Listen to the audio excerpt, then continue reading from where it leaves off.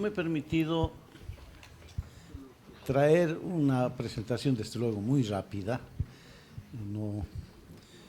que conlleva una reflexión que en este caso me pareció importante compartirla. Integración para la vida.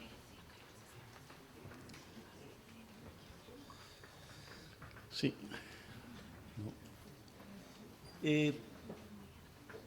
Quizás es necesario empezar a pensar y repensar esto que nos han planteado como parte de una reingeniería, ¿no?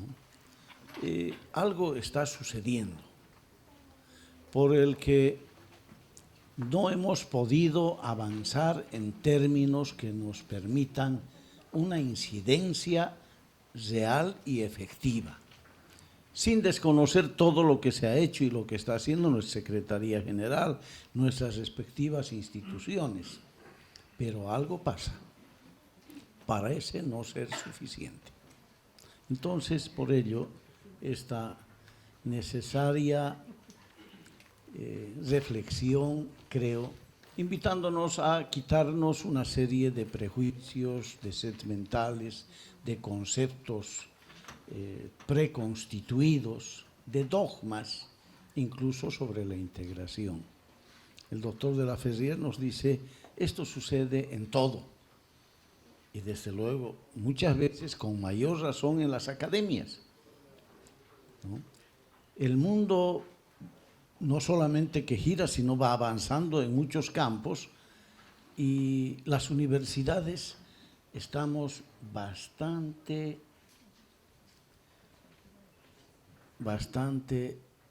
plantadas en un pasado en cuanto a todo lo que queremos hacer y ver. Nuestras sociedades incluso avanzan y las reflexiones y las enseñanzas siguen en un pasado, como si no se hubiera modificado. ¿Será posible pensar en un nuevo paradigma para la humanidad? Un paradigma que tenga como núcleo la vida y en ella la paz. La paz como un valor esencial de la vida. Pero claro, eso trae problemas, ¿no? Se desarrolla el armamentismo y en nuestra región se establecen, digamos, potencias internacionales con bases en nuestra región. Y si nuestra región tiene como núcleo esencial la vida, no podrían haber bases militares extranjeras en nuestra región. Una economía para la vida, es decir, que dé prioridades al valor de uso, que la región norme, regule esto que significa prioridad. El tema de mercado, y con todo el cariño y respeto a quienes se dedican a la economía, y la integración no tenga únicamente, no digo que no tenga, pero que no tenga únicamente la importancia de mercaderes. Alimentos ecológicos que están llenos de restricciones. Nuestros mercados necesitan, no los mercados, nuestra gente necesita cómo proteger alimentación que tenga que ver con la vida. Y la región regule. Lacan tiene la virtud de tener normativa supranacional y contamos, aquí está el presidente de nuestro tribunal andino. Su jurisprudencia también fortalezca esta visión. Bueno, medio ambiente, aire, agua, nuestras selvas y bosques. ¿Por qué no pensar la integración desde esta parte del mundo para contribuir a nivel mundial con una posición muy clara de tutela de la vida. Nuestra diversidad es nuestra mayor riqueza. Eduardo Galeano estuvo con nosotros en Sucre, fue la última visita que realizó, y en ella daba énfasis a esta gran riqueza que era y que es nuestra diversidad. Diversos. El solo mirarnos acá es la muestra de esa diversidad. Pluralismo. Frente a una visión de la cultura como mercancía, una cultura para la vida, una cultura de la vida y diversa, qué gratamente diversa. Sobre todo cuando uno está en los países andinos. Aquí están unas compañeras y compañeros que vienen desde Bolivia, ¿no? Flora Aguilar. Puede pararse, Flora, porque lleva el sombrero que llevamos allá desde algunas regiones. Gracias. Nuestra compañera que también viene desde esa diversidad cultural que se expresa en nuestras lenguas, en nuestra vestimenta. Por favor, mire, si la diversidad ingresa por nuestros ojos, nuestra biodiversidad, una de las regiones, América Latina, quizás la potencia en biodiversidad. Y si no contribuimos desde la integración a ese desarrollo, a ese fortalecimiento de nuestra diversidad, derecho al agua, es decir, a la tierra, al agua, al aire, y las ciencias que tienen que ver con nuestra vida desde el agua, desde la tierra, desde el uso de la tierra, están lejos de nuestra universidad. Hacemos algunos esfuerzos, pero yo no quiero que lo tomen como una crítica a los otros. Quiero que lo tomen como una confesión de parte. Soy rector de la universidad en su sede central y bueno, necesitamos repensar. ¿Qué estamos haciendo con el aire, con la contaminación?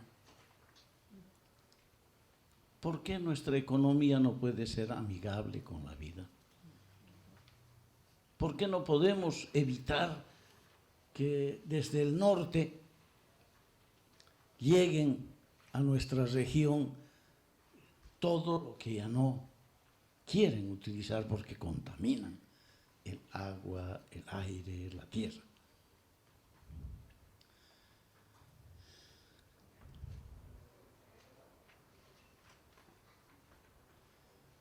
Nuevamente planteo solo esto. Una organización que tenga que ver en este núcleo, una organización funcional, fortalezcamos a todas las estructuras que nos permiten tutelar la vida. Qué buena noticia, nuestro Consejo de Presidentes vuelva a funcionar y por tanto a regular en esta visión de pluralismo y de núcleo esencial de la vida. La ciudadanía en Lacan. Qué bueno es ver en los aeropuertos, ¿no? Ciudadanos de Colombia, de Ecuador o del Perú y ciudadanos andinos. Por lo menos los que viajamos por avión nos hace, es decir, nos recuerda y nos hace reflexionar. Caramba, somos ciudadanos andinos, pero parece no ser suficiente, ¿no? Creo que podríamos avanzar. Nos decían, por ejemplo, en la comunicación, integración en la comunicación. En Bolivia, en el inicio de la introducción de los celulares, nosotros teníamos que pagar tarifas diferenciadas de llamadas de un departamento al otro. Y trabajamos con el presidente Morales el que podamos tener una tarifa plana para todo lo que era comunicación. de un celular a otro. Y uno dice, bueno, esto es el RUME a nivel internacional. Le cobran al que llama y le cobran al que recibe la llamada, y además le pasan unas facturas inimaginables por el tema de datos con las distintas empresas en las que se vincula. A título de regulación terminamos impidiendo la comunicación básica, mínima. Entonces, una ciudadanía en la CAN y en la integración latinoamericana podría ponerse estas metas, ¿no? En Latinoamérica nos comunicamos en tarifa plana, que además se va a ir dando por el avance de la tecnología. Cierto que todavía hay problemas de calidad en una llamada por internet, WhatsApp u otros, con uso de comunicación por voz, pero ¿no será bueno que nos adelantemos y como política de Estado integremos pensando en la gente?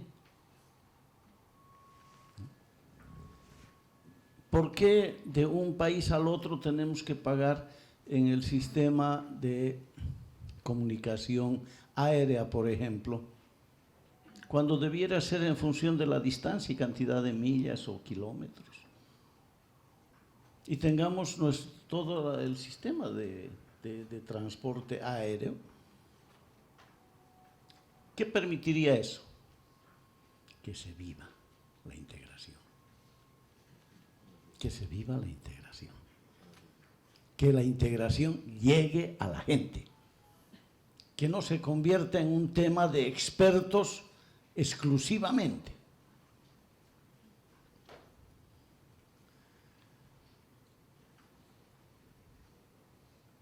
Una economía para la vida, la paz, alimentos ecológicos sanos, medio ambiente, agua, nuestras selvas, pluralismo en toda nuestra diversidad cultural, biodiversidad, el derecho al agua, es decir, estos elementos básicos que se han convertido en derechos humanos en la Constitución boliviana, pero también las Naciones Unidas ha acogido estos temas.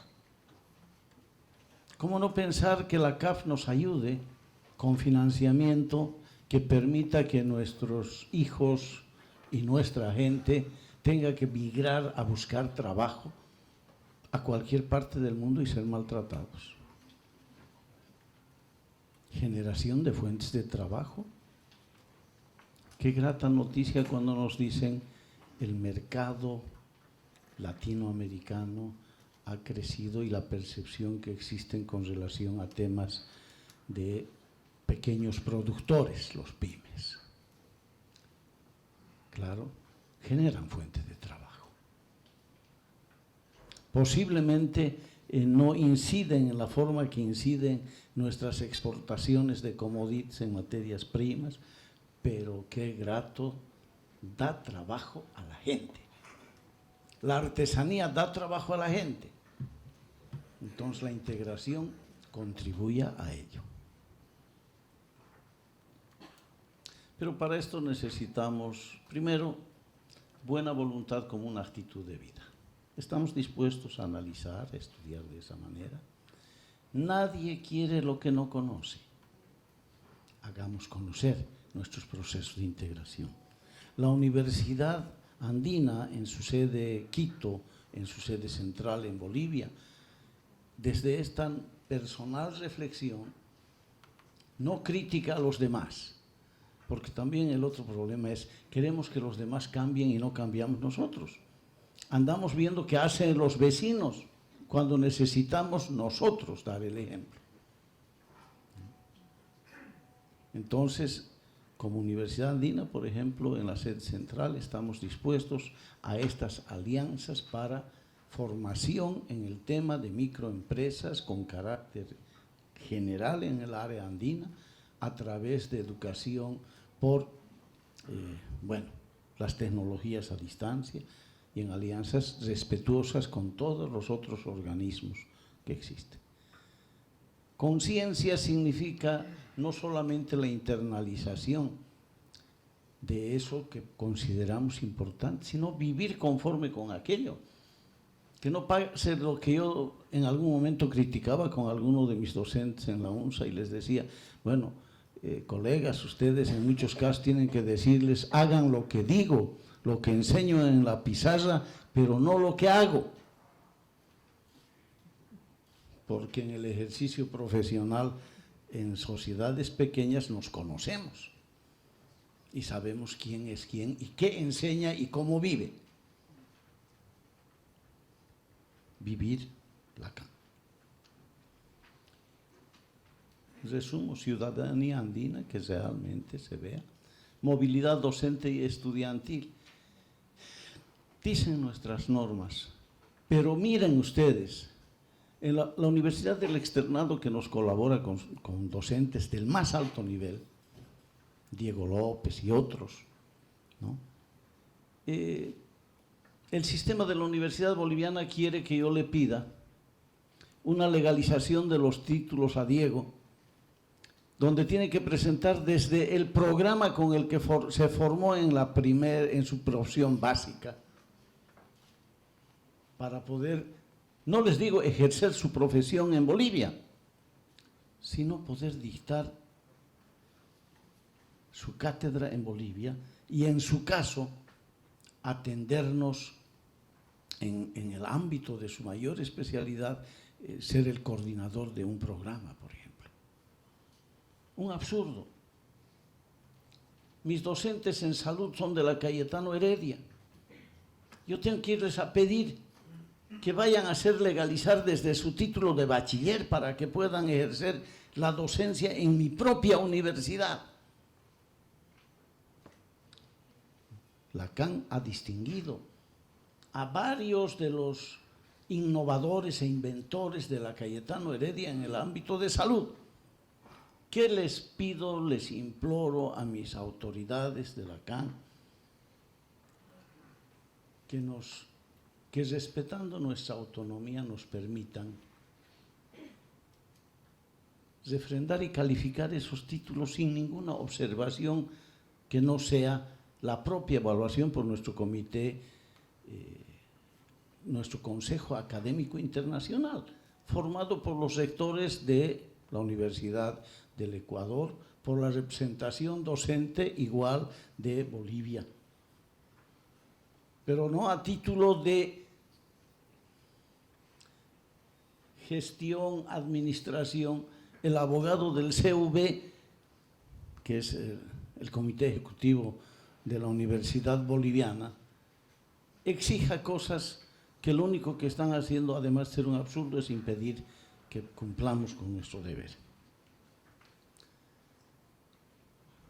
Mil disculpas, se me ha ido el tiempo y mi buena amiga Nila me está mostrando ya el reloj. Muchas gracias.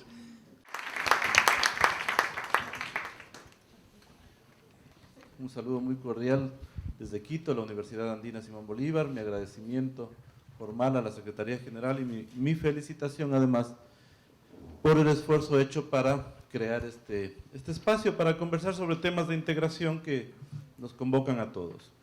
He dividido la intervención de unos 15 minutos aproximadamente en tres grandes partes, toda vez que este espacio está destinado a que conversemos sobre temas relacionados con lo social, con lo académico de la integración. Una cuestión preliminar. Coincido con buena parte de lo que planteaba el rector de la sede central de la universidad en Bolivia, el doctor José Luis Gutiérrez.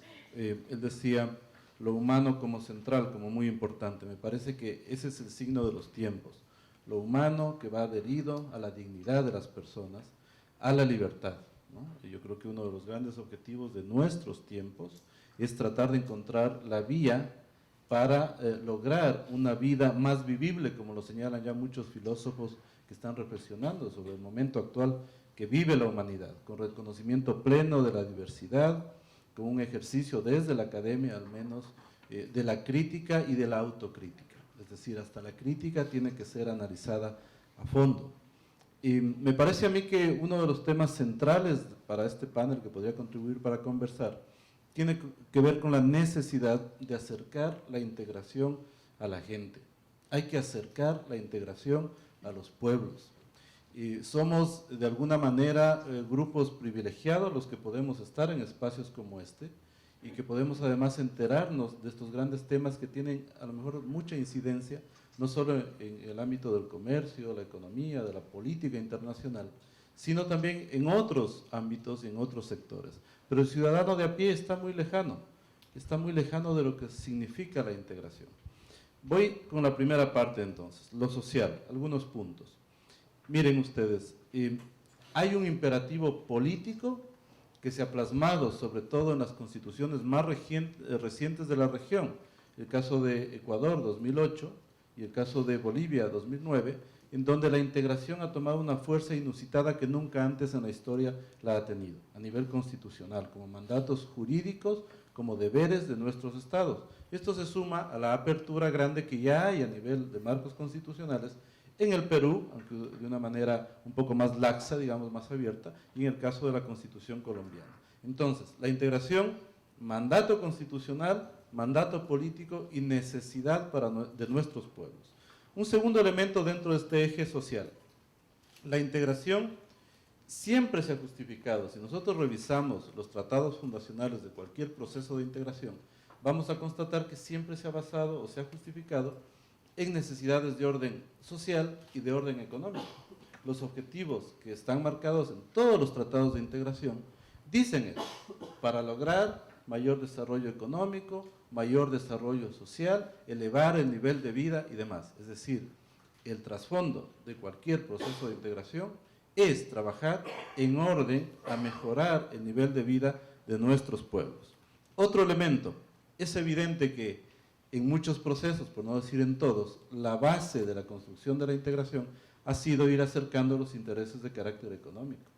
Y normalmente, comentábamos con el profesor Tremolada del Externado de Colombia, normalmente en una perspectiva librecambista, a lo mejor siguiendo mucho esa línea que nos ha servido como ejemplo en algún momento, como una guía inicial, la experiencia europea y de otros contextos de integración. Una perspectiva librecambista en la idea de tener una base económica que luego permita que los otros factores puedan tener esa base precisamente para desarrollar sus proyectos específicos, ¿no es cierto? Entonces, a mí me parece que esa base económica es fundamental. Hoy nos han dado muchos elementos centrales para comprender mejor aquello. Luego, la integración tiene que ver con lo social cuando nos damos cuenta que la integración está conectada también con el ámbito de los derechos. Eso es innegable. A nivel andino se han dado algunos pasos. Hay normas comunitarias que tienen que ver con el comercio y con otros ámbitos, sobre el tema de las mercancías, por ejemplo, la Agenda Social Andina, la Carta Andina de Derechos Humanos, existen consejos consultivos empresariales y sociales, el ámbito laboral también está tratado ahí, existen órganos de sistema como el caso del convenio Hipólito Unanue en materia de salud, el caso del convenio en materia de educación. Es decir, lo social siempre ha estado presente en la construcción del sistema y del proceso de integración andino. Toco otro elemento que es fundamental. Se habla ya mucho, José Luis Gutiérrez señalaba el tema de la ciudadanía andina. A mí me parece que hay que profundizar en esa vía. En el caso europeo, el haber trabajado más a fondo en términos de estructurar correctamente la noción de ciudadanía y llevarla a la realidad, hacia las personas, hacia los ciudadanos de los Estados miembros, catapultó el proceso de integración. La ciudadanía ahora, como Ferraioli lo dice en algunos estudios, funciona como un mecanismo de exclusión al que no es nacional, al que es extranjero. Me parece que todavía nos falta caminar en esa perspectiva a nivel andino. No solamente debemos, en este sentido, contentarnos con la libre movilidad, que también se señalaba acá, sino además con su complemento vital, la libertad de establecernos. Es decir, no solamente puedo moverme entre las fronteras, con mucha facilidad a lo mejor, pero también tengo el derecho y la posibilidad de ser tratado como nacional en el otro Estado miembro y además poder ejercer mi profesión, mi negocio, mi proyecto personal, mi proyecto empresarial. Siempre y cuando me traten como si fuese nacional de ese otro estado que no es mi estado de origen. Entonces, la ciudadanía es central en esta perspectiva. Me parece que nos hace falta profundizar en esa vía. Para ello, ¿qué tenemos también que conectar más a nivel de integración andina?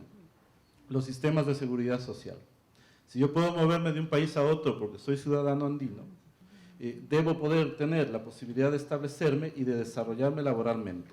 Lo que yo cotizo a la seguridad social debe estar integrado, de tal manera que todo lo que yo cotizo en un país A, en un país B, a lo largo de la vida, durante los años, se integre en un solo sistema de seguridad social, y que el hecho de que yo sea nacional de un Estado miembro y que trabaje en otro, no me perjudique en términos de seguridad social a largo plazo, en términos de jubilación y demás.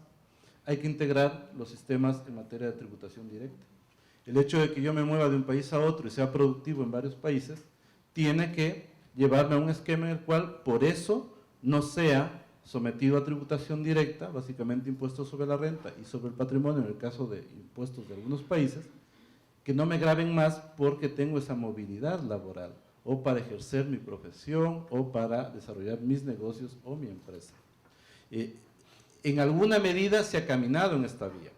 Tenemos la decisión 578, de hace algunos años ya, que elimina doble tributación, o trata de dar las soluciones para ello. Pero el otro ámbito, aquí está un experto en materia de salud, que es Nila, de la seguridad social, está pendiente, tenemos que trabajar. Europa ya en esa parte es un buen referente, no es lo perfecto en muchos temas, pero ya hay otros procesos que han experimentado esas vías y que nos deben servir, por lo tanto, de referente para construir soluciones según nuestra realidad y nuestras necesidades. Lo de fondo en lo social, por lo tanto, cierro el primer ámbito, trabajar en la identidad de nuestros ciudadanos con el proceso, la identificación además. Un ex canciller muy querido del Ecuador, Diego Cordobés, lamentablemente ya fallecido, alguna vez me decía: César, tenemos que ser muchísimo más prácticos, me decía. En Europa, en el Día de Europa, todos los edificios públicos ponen la bandera de la Unión Europea y la ondean. O sea, no hemos llegado, digamos, a ese punto en el cual, desde los estados inclusive, en todos los niveles de la administración pública, tengan la posibilidad de lanzar esos mensajes a los ciudadanos. Me parece a mí que hay que caminar mucho por ahí. El otro segmento, lo académico. A mí me parece que la integración como objeto de estudio tiene que estar muy presente en las mallas curriculares, no solo en el pregrado, sino también en el posgrado. Si nos vemos en una perspectiva de seres, países, empresas integradas en la economía mundial, tenemos que trabajar la integración y ver las diferentes aristas. Hay que incorporar en ese debate y en ese estudio otros campos relacionados. Por ejemplo, lo que tiene que ver con el regionalismo, la integración multinivel, las relaciones con otros procesos de integración y demás. Hay muchos temas que tienen que convocarse para establecer debates y estudios sobre integración. Hay que crear cátedras, hay que crear redes.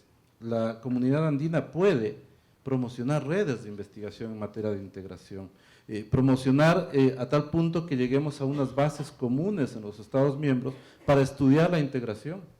Hay que promover y financiar intercambios de docentes y de estudiantes para trabajar en materia de integración.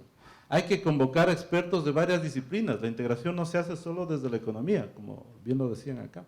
Se hace desde el derecho, desde la filosofía, desde la sociología. Es una temática interdisciplinaria y transdisciplinaria. Ciertamente un reto. Como no hemos caminado en esa vía en general, y ahí hay que hacer mea culpa, las universidades también, me parece a mí que ese es un reto que hay que asumirlo. Es una deuda que tenemos con la sociedad en general. Luego a mí me parece que en este segmento de lo académico hay que integrar los sistemas de evaluación y acreditación de entidades de educación superior, sobre todo a nivel regional. A nivel andino hay una comisión andina de evaluación y acreditación. Creo que hay que fortalecerla, hay que darle más presupuesto, hay que promocionarla, hay que invitar a las universidades de la región para que se sumen en esa vía de evaluación, para subir la calidad. Los sistemas de educación tienen que hablar un idioma más o menos homogéneo, no el mismo, sino normas homogéneas, acercar regulaciones, leyes nacionales y establecer por consenso mallas curriculares, la homologación de los títulos, para evitar un problema que se comentó hace un momento. Es tan complicado tener movilidad académica en nuestra región, ya se ha puesto acá un ejemplo muy claro, que lo vivimos en el día a día. Sigue el problema este de, como es extranjero, no es igual que un nacional, en principio. Entonces me parece que hay que ir desbrozando el camino en ese sentido. Voy a la tercera parte para ir cerrando ya. Como reflexiones finales. Hay varios procesos de integración en marcha. Se lo citó en la primera parte de la reunión. Ninguno lo profundizamos al máximo. No hemos logrado, en aproximadamente 50 años, no nos hemos puesto de acuerdo en los temas que todavía están pendientes de lograr. Hoy más que nunca antes en la historia de la región latinoamericana, la integración está presente en el discurso político, en los foros, en eventos internacionales, en las constituciones, en los planes nacionales de política exterior, y estamos como estamos en materia de integración. Hemos avanzado, pero me parece que hay que hacer la crítica de qué es lo que falta y la autocrítica respecto a qué nos falta hacer en materia de integración. Por otro lado, la idea de integración, por lo tanto, está vigente. Es una idea vigente, es una necesidad. Hoy nos decía el señor secretario general que, según Latino Barómetro, en base a alguna encuesta importante que se ha hecho, los ciudadanos tienen, digamos, una expectativa en su radar, está el tema de integración. Bueno, démosles el material, digámosles, de esto se trata, y a lo mejor van a apoyar mucho más, van a identificarse. Es un tema vigente y por lo tanto no hay que eludirlo, hay que afrontarlo, hay que debatir sobre ello. Los modelos, algo que está pendiente y creo que desde los procesos de integración se puede generar el espacio para hablar, para ponerse de acuerdo, está vigente empatar los modelos de desarrollo nacionales con los modelos de integración. Me parece que esa es una tarea pendiente de fondo. Claro, si en un Estado se marca un determinado modelo de Estado y de desarrollo a través de su constitución, políticas nacionales y demás, veamos cómo eso se puede conciliar con lo que interesa grupalmente en procesos de integración. Esa es otra tarea que me parece a mí de fondo. Por lo tanto, creo yo que es factible lanzar la idea en el sentido de que hay que repensar la integración. Yo sí creo que tenemos que repensar la integración, convocar a los actores de los diferentes procesos para ponernos de acuerdo. A lo mejor la integración que pensamos cuando surgía ALADI o la LALC o la CAN en su momento, el Pacto Andino, ya no son las motivaciones del siglo XXI.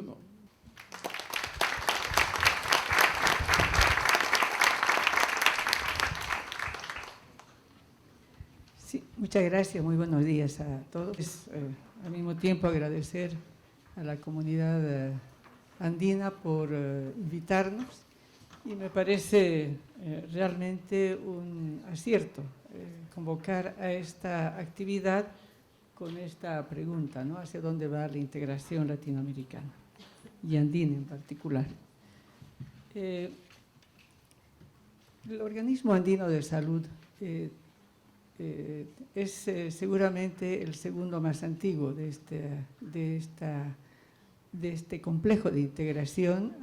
Ya va a cumplir 47 años de vida y ha ido acompañando a la integración de los países andinos en sus diferentes momentos y también ha ido adoptando estrategias que le permitan no solamente acompañar, sino fortalecer la integración. El año 71 es la primera vez que los ministros de salud se reúnen, inspirados en el acuerdo que se firmó en Cartagena para lograr una suerte de articulación entre las políticas de salud, y en ese momento eran las necesidades imperiosas que tenían los países en el área andina para articularse. Obviamente estas estaban en la línea de los factores epidemiológicos, los factores recursos humanos, política de salud. Y recién en el 98 se integra plenamente al sistema andino de integración cuando hay esta reforma o nueva estructuración de la comunidad andina. Por ello es que de convenio Hipólito Unanue pasa a adoptar el nombre de Organismo Andino de Salud. Indicaba que esta instancia, seguramente por el tema en que los une, ha sido, tal vez, entiendo, una de los organismos cuya tarea ha sido más operativa, de una etapa de articulación más en función de resoluciones y de voluntades de los ministros de salud, pasa a una etapa más operativa, entendiendo que el tema de la salud depende también de no solamente articular buenas voluntades, sino establecer tareas que le permitan acompañar, estimular y al mismo tiempo articular a las políticas de los diferentes países, respetando las particularidades políticas, pero al mismo tiempo entendiendo como un eje central el derecho a la salud. Y hoy nosotros planteamos que no es solamente el derecho a la salud, sino es el derecho a ejercer la salud de la manera universal, en las mismas condiciones, con los mismos derechos en todos los países del área andina. Y adopta como un tema central, porque también el organismo andino ha ido trabajando, incorporando sus planes, su plan estratégico, su mirada como visión y como misión, de acuerdo al desarrollo y a las particularidades que han tenido los países. Son los años 2000, 2006, 2005, 2004, hacia adelante, en que la lógica de la integración, no solamente subregional, sino regional, hacia lo que es UNASUR, hace que el organismo andino de salud también vea como el tema de la integración más allá del área andina como un tema central. Y por eso es que el organismo andino es uno de los, creo que es el único organismo, pues uno de los organismos subregionales que se incorpora plenamente a lo que es inclusive el trabajo, la definición de la política de salud para América del Sur, UNASUR. Es decir, contribuye, y junto con la Comisión de Defensa de UNASUR es Salud la primera comisión que se forma para UNASUR.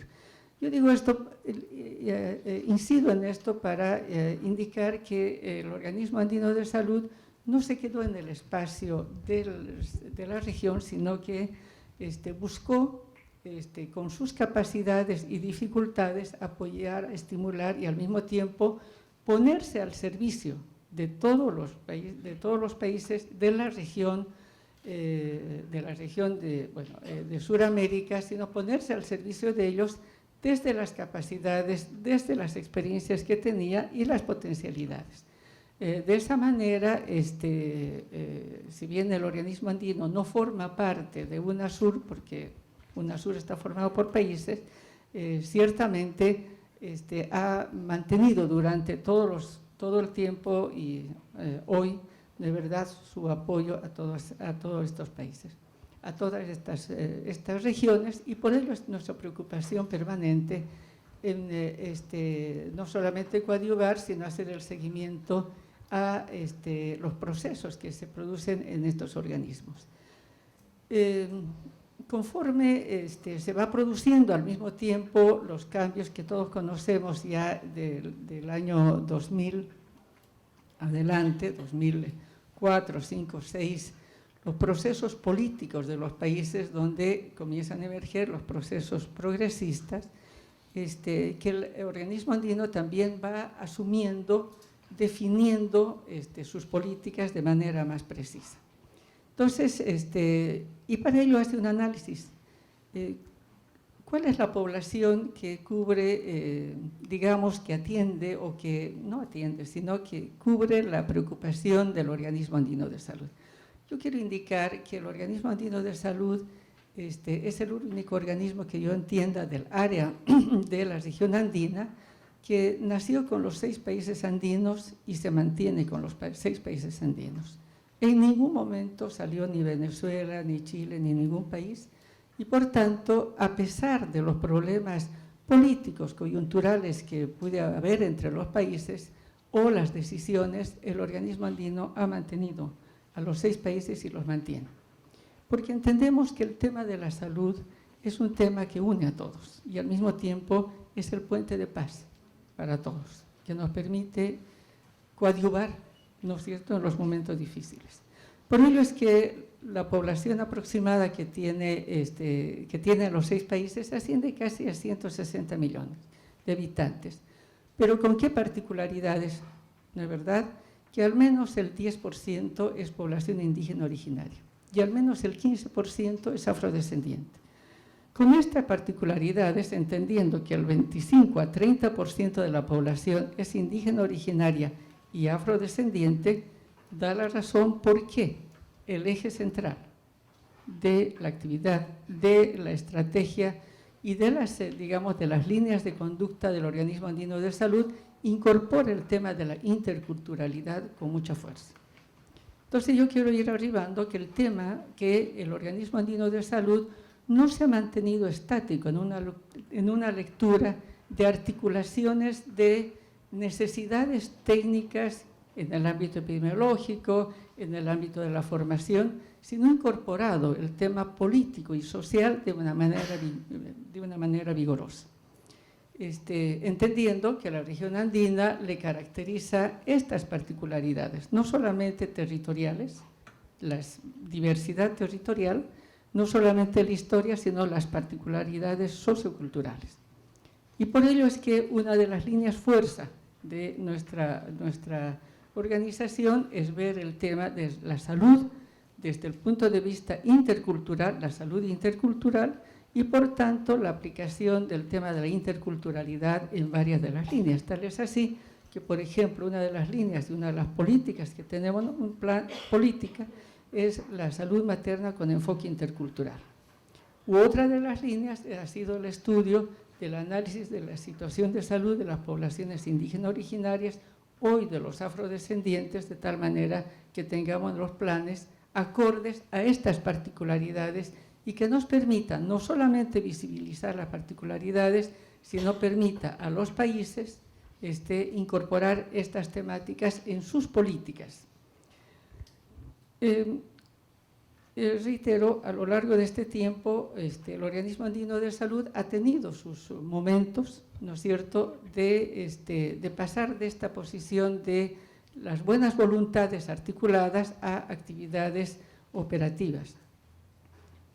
Ya hace aproximadamente 6 años, el Organismo Andino estableció entre sus líneas de trabajo lo que ha sido un proyecto de atención a la malaria en zonas fronterizas. Y como tal, ha trabajado un proyecto que se llamó PAMAFRO, que se aplicó en 6 países del área andina, en zonas fronterizas. Con este proyecto se logró bajar en un 55% y logró, digamos, las metas que se habían definido a nivel del continente, bajar el tema de la malaria a valores por debajo del 50% de la incidencia, tanto digamos en incidencia patológica como en número de muertos. Entonces yo quiero incidir estos elementos para indicar que el tema de la integración también tiene que ser operativa. El tema de la integración no puede reducirse al ámbito comercial, ni al ámbito de la legalización de X o Z, sino al ámbito de la salud. Nosotros acabamos de hacer el Plan Estratégico 2018-2022, está aprobado por los señores ministros, y en esta línea estratégica nosotros priorizamos un elemento central que es la integración, bajo un tema también central que es el derecho a la salud de la población de los países andinos. Es decir, salud sigue siendo el eje central, pero para nosotros el tema de integración es el colchón, es la base más importante. Tenemos diferencias entre nuestros países, tenemos diferencias de políticas, sin embargo, una de las tareas que estamos desarrollando es justamente un programa que está aprobado, no es un programa, sino es un plan aprobado por la comunidad andina ya hace varios años, hace aproximadamente 15 a 20 años, que es el programa, es el plan Plan Andino de Salud en Fronteras. y es uno de los puntos de importancia que tenemos. Nosotros traducimos el tema de la diplomacia de los pueblos también en la diplomacia a nivel de fronteras.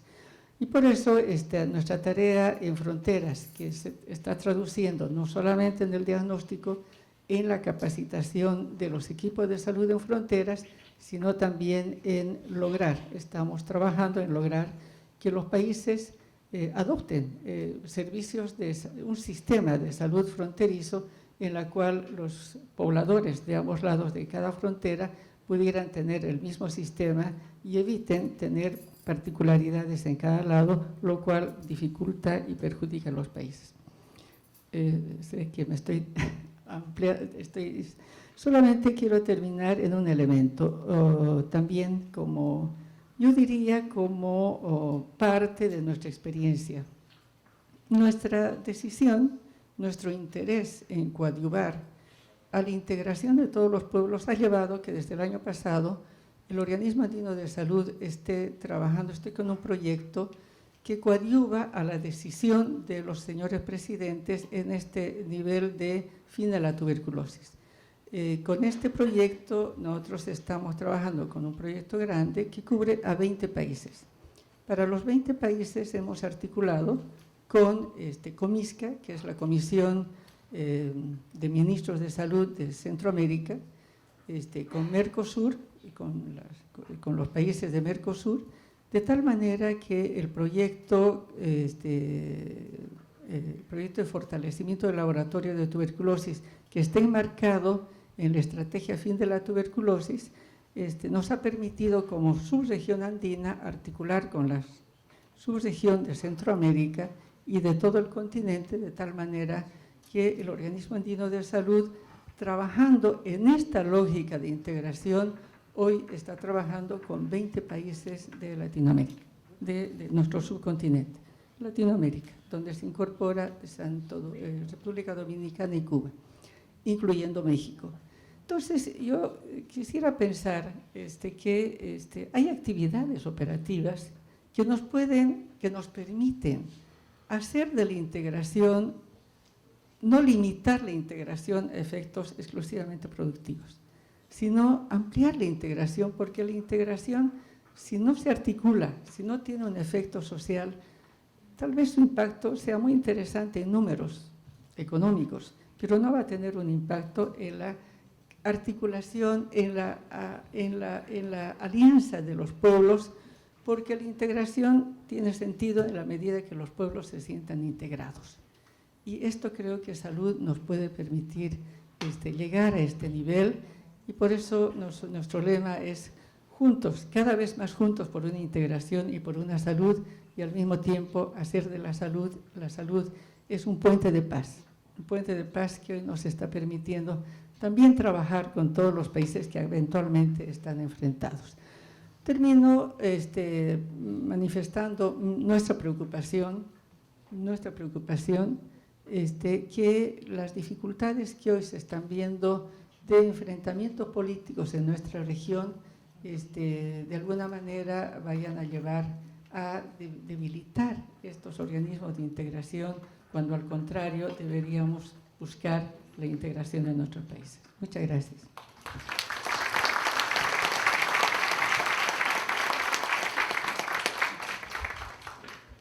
Buenos días con todos y todas. Eminencias tan importantes, sobre todo en integración andina, yo que soy mercosureña, así que gracias por eso. En realidad tengo una primera reflexión y me parece que venimos del panel anterior con un tono de que la integración regional se ha estancado muchísimo en los últimos 10 o 15 años, y me parece, mirada desde el comercio, pero me parece que lo que sucede es que no estamos mirando las otras dimensiones de la integración. Y creo que los temas que se plantearon acá en el panel y la experiencia que planteaba Mila en términos de salud muestran que la integración, y no sé si me gusta hablar de la palabra integración, voy a hacer una referencia a eso, en los últimos años en temas sociales ha avanzado y ha avanzado mucho. No lo ha hecho tanto por ahí en temas comerciales, sí, por supuesto, los flujos de comercio intrarregional se han estancado y de hecho ha decrecido por todo el tema de China y el no incentivo para profundizar esa integración regional en materia de comercio, pero sí creo que en términos sociales ha habido avances importantes en términos de migración, de educación, de salud y otros tantos temas. ¿Por qué digo que no me convence mucho hablar de integración regional? A veces me da la sensación que la palabra integración regional nos remite siempre al modelo de Bela Balaza, donde estamos mirando las fases de integración y resulta que si no pasé del acuerdo preferencial al TLC y luego a la unión aduanera y al mercado común, siempre nos miramos y parece que siempre nos va mal. Entonces, poner un poco, yo diría un paño positivo a lo que ha sucedido en los últimos años, y sí ahí coincido por ahí con Mila que el tema del cambio de gobierno puede llegar a generar algunos retrocesos en términos de lo que se ha alcanzado en las agendas sociales últimamente. Yo quiero dividir mi presentación en tres partes y me focalicé sobre todo en el tema de educación superior y de internacionalización de la educación superior, no tanto desde lo que yo trabajo, porque yo trabajo más regionalismo en términos más generales, no hago educación, pero desde lo que yo vivo desde la Flaxo, manejando el doctorado en estudios internacionales, y lo que vivimos en la Flaxo en términos de la importancia cada vez creciente de estos procesos de internacionalización. Por el otro lado, las brechas y los problemas que nos generan. Entonces quisiera abordar tres puntos. Primero, la importancia de estos procesos de internacionalización. Segundo, la brecha que estos procesos de internacionalización y acreditación nos están generando a las instituciones de educación superior en la región. Y tercer punto, me parece la gran ventana de oportunidad que hay para que el regionalismo y sobre todo creería que la comunidad andina recupere una agenda que tiene que ver con el tema de acreditación en educación superior. Yo creo que una de las cosas que está sucediendo actualmente es que los ejes de acreditación tienen como una especie de doble nivel o de doble andarivel. Por un lado, cada vez más hay más agencias nacionales de los estados especializadas en acreditación, pero al mismo tiempo no es suficiente esa acreditación nacional con la cual uno tiene que cumplir para ser una universidad reconocida dentro de los países, sino que hay mucha presión por alcanzar acreditación internacional.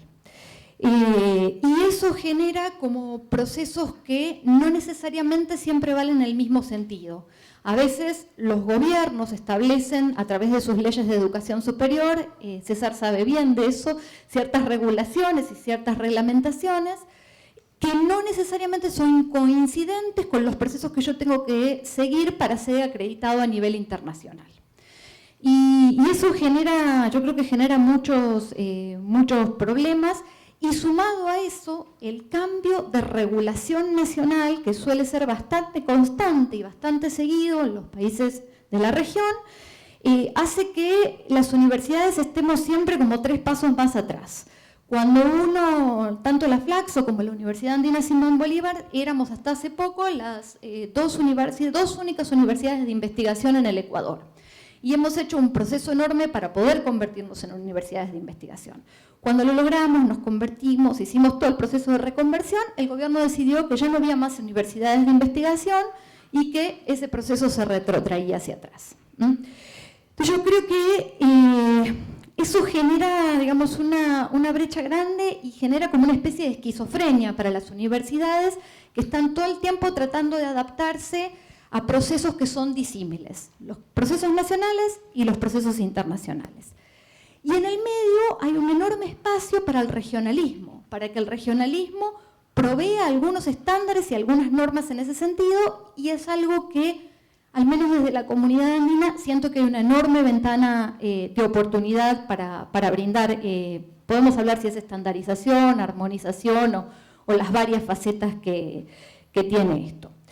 El segundo punto, ¿por qué hablo de una brecha centro-periferia? Porque parece que todos esos procesos de internacionalización de la educación se transforman siempre en acreditación internacional. Es decir, si yo soy una universidad internacionalizada, tengo que mostrar mis acreditaciones internacionales. Y ese es un poco un estándar impuesto más desde la industria de la educación, donde cuando yo necesito acreditarme en esas instituciones internacionales, no necesariamente van a tomar en cuenta la misión, la visión, los objetivos, la población con la que yo estoy trabajando y un montón de, digamos, de otros aspectos que en general en esas acreditaciones internacionales no aparecen, ¿sí? Apareciera como si fueran más procesos de control. Y creo que ahí vuelve a haber un rol bien interesante para las instituciones regionales. Y finalmente, el foco en la cooperación, digamos. Cómo abordar esa cooperación y mirar un poco qué es lo que sucede en términos de educación en otros acuerdos regionales, como para ver qué es lo que está sucediendo.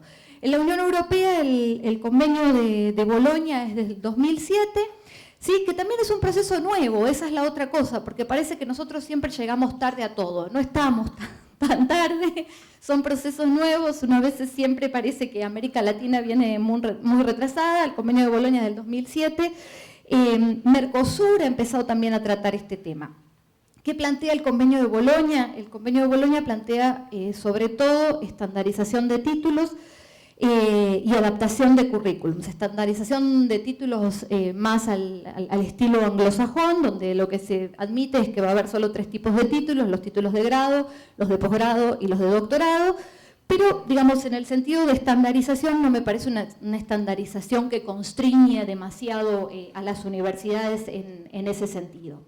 Y por el otro lado también hay una adaptación de currículums a prácticas que no tengan que ver con clases magistrales, sino con digamos, procesos de participación en clase mucho más, diría, activos. Al mismo tiempo, sí lo que sucede y lo que prosperó bastante dentro de la Unión Europea es la cooperación entre universidades. Pero por supuesto, esa cooperación entre universidades prospera porque el presupuesto que pone la Unión Europea para fortalecer la cooperación entre universidades y los programas, digamos, que han puesto en los últimos años son muy grandes. Entonces, si no nos miramos tanto en la Unión Europea, que en términos presupuestarios tiene unas cuantas ventajas, la otra experiencia que uno podría mirar en el norte es la experiencia de Estados Unidos, que creo que es la experiencia que no queremos seguir, pero que lamentablemente muchas de las instituciones de educación superior en la región están recurriendo, ¿sí?, a los procesos de Estados Unidos para digamos, reconocer sus carreras en ese tipo de estándares. ¿Qué es lo que hace Estados Unidos? Tiene un sinfín de agencias de reconocimiento que van desde los diferentes campos, es decir, la medicina, la ingeniería, divididas por eso y también divididas por regiones. La región del sur es la región que puede dar reconocimiento también a las actividades de educación superior en América Latina. Entonces, yo diría que entre estas dos aproximaciones uno se siente bastante más... Se siente bastante más cerca de la experiencia europea, pero también tenemos una experiencia cercana que es lo que ha sucedido en el Mercosur. Creo que lo que se ha sucedido en el Mercosur es que desde el 2002 se ha planteado en el Mercosur una reunión de agencias nacionales de acreditación. Y eso ha generado una enorme discusión entre todos los representantes de esas agencias nacionales de acreditación sobre la necesidad de hacer un reconocimiento mutuo de carreras entre los países del Mercosur. Es decir, crear un sello Mercosur para las carreras de formación de grado.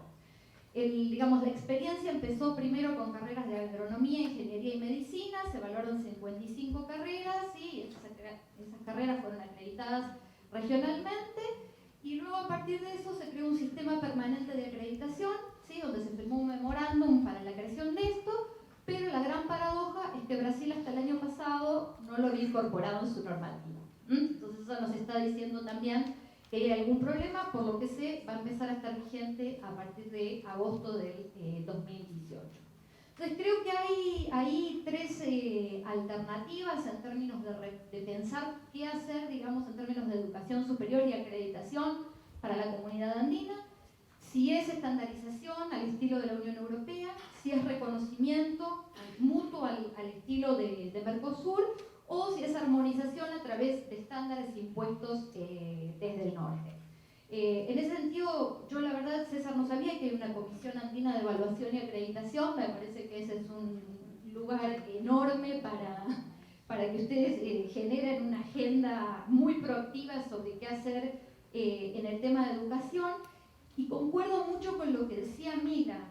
Yo no creo que la convergencia deba ser entre Mercosur y Alianza del Pacífico. Creo que tenemos muchos más puntos en común de convergencia para hacer una convergencia entre lo que está aplicando Mercosur en términos de educación superior y lo que podría ser la comunidad andina. Entonces me parece que ahí hay una enorme ventana de oportunidad para articular con el Mercosur el tema de acreditación de carreras. Algunas de las preguntas que me quedan a mí, también después de escuchar las exposiciones de la mesa, es entender por qué los temas sociales avanzan a velocidades diferentes en diferentes acuerdos. ¿Por qué el tema de salud avanzó y avanzó mucho en la UNASUR, pero no en el Mercosur? El tema de educación ha avanzado mucho y el tema de migración en el Mercosur, pero no en la UNASUR. Y ahí creo que hay que pensar, digamos, cómo armar o rearmar, digamos, la estrategia de dónde mover los temas y cómo mover los temas, digamos, para que haya una armonización de esos temas. Y creo que ahí hay algunas variables que explican un poco lo que ha sucedido. Creo que cuando hay un país que toma el tema adelante, que creo que en el tema de salud fue Brasil, digamos con el ISACS, y seguido también por otros, pero creo que Brasil se tomó muy en serio el tema de salud. En el tema migratorio fue Argentina, con el acuerdo de residencia del Mercosur. Cuando hay un país que actúa de líder, no necesariamente que sea el líder regional, pero de líder para llevar el tema adelante, los temas en general se mueven en una especie de proceso de difusión de esas normas hacia los otros países. Y la otra variable que me parece que explica un poco esto son las redes de política, las diferentes redes de política que llevan adelante los temas. En el caso de educación en el Mercosur, digamos, la reunión de las agencias nacionales de acreditación fue central para mover el tema educativo en Mercosur. Creo que nos debemos un debate sobre que si es necesario hacer armonización o reconocimiento mutuo o estandarización. Creo que si este debate no lo toma pronto la comunidad andina o incluso el Mercosur, la UNASUR lamentablemente creo que por un tiempo va a estar relativamente paralizada hasta que se resuelva la situación en la que está, lo que nos va a pasar es que se nos van a venir cada vez más requerimientos de acreditación internacional y esos requerimientos de acreditación internacional nos van a pasar por encima y vamos a estar sujetos, digamos, a múltiples requerimientos que no necesariamente van a ser el mismo. Muchas gracias.